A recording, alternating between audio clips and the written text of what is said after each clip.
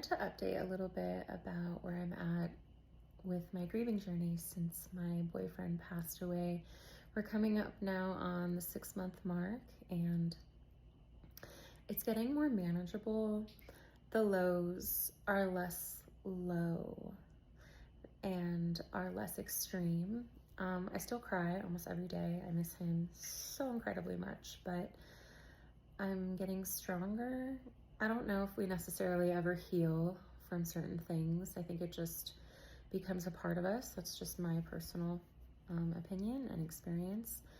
I have not been able to work on the book that I'm writing about my grieving journey because there are just certain aspects of the experience that are still really traumatic for me. And if I go back and I start to write about certain parts of the experience, it can paralyze me. I can go into such a deep state of grief. I call it a grief relapse because it takes me back to that moment that it's so incredibly traumatic and paralyzing. And the last time I did that was over 2 months ago when I was writing one of the last chapters.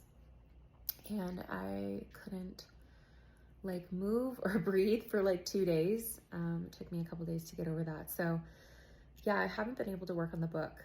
But I'm also in a space where I'm choosing not to, because I'm not in a space where I can get paralyzed right now because I'm on the move, and I just moved to New Mexico and I don't really know where I'm gonna be month to month. And so I have to be strategic with where I place my attention.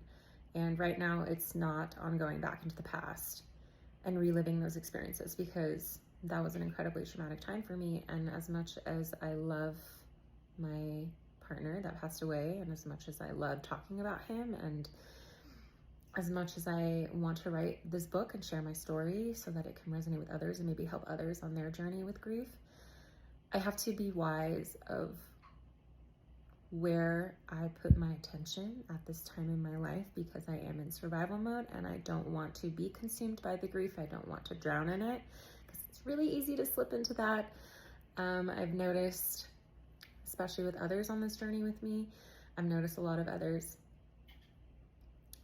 drowning in their grief, and I feel for them. I'm here to hold space for you if that is where you are in your journey. No matter where you are in your journey, I'm not going to tell you how to grieve.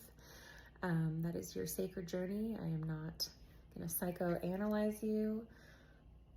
My grief support groups that I created are simply a space where we're able to share where we are on our journey without judgment or labels. So if that is something that you're interested in, then please join my grief support group every other Tuesday. It's for people that are grieving the loss of a partner, spouse, or soulmate.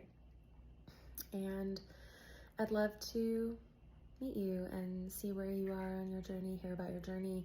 And I'm open to sharing what has worked for me on my journey. If that is something that you want to be guided on, I offer one-on-one sessions cater to your journey and whatever you're working through. Or I can simply be someone to listen to wherever you are in your journey. Wherever you are, just know you're loved and you're exactly where you need to be.